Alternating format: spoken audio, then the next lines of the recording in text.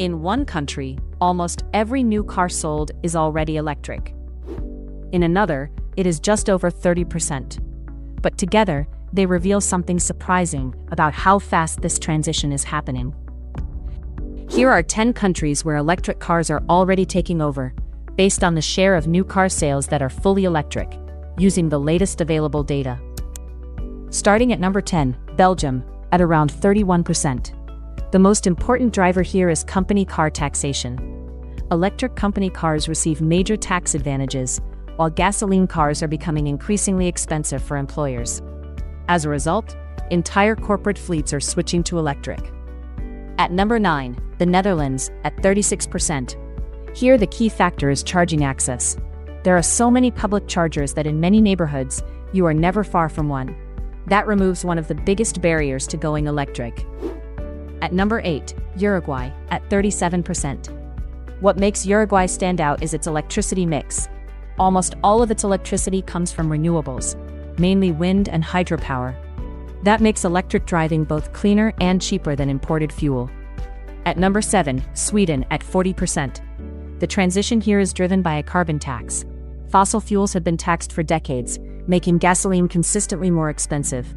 That long-term signal has steadily pushed drivers toward electric options. At number 6, Iceland, at 48%. The key factor is extremely cheap electricity.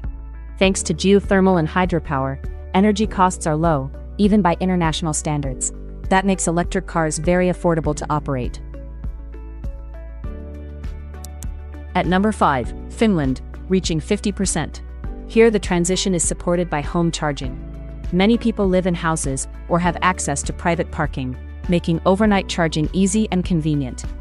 That removes the need to rely on public infrastructure. At number 4, Singapore, at 58%. The most important factor is vehicle quotas. The government strictly limits how many cars can be registered and uses pricing to steer buyers toward electric models. When the rules change, the market follows quickly. At number 3, Nepal, at around 80%. This is one of the most surprising cases. The key driver is fuel cost. Nepal imports almost all of its gasoline, which makes it expensive and volatile. Electricity, on the other hand, comes from domestic hydropower and is much cheaper.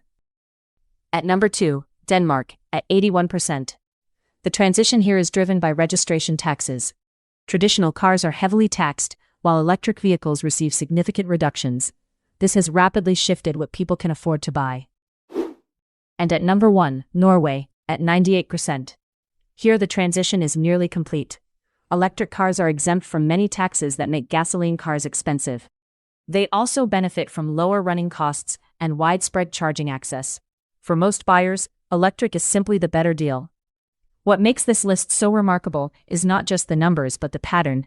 Different countries with different systems and policies are all arriving at the same result. Whether through taxes, infrastructure, or energy prices, the direction is clear. The shift to fully electric cars is not a distant goal. It is already happening, and in many cases, faster than expected. Thank you very much for watching. If you have found this update encouraging, please consider subscribing. The more subscribers this channel gets, the more we can reach and encourage those who are suffering from climate anxiety.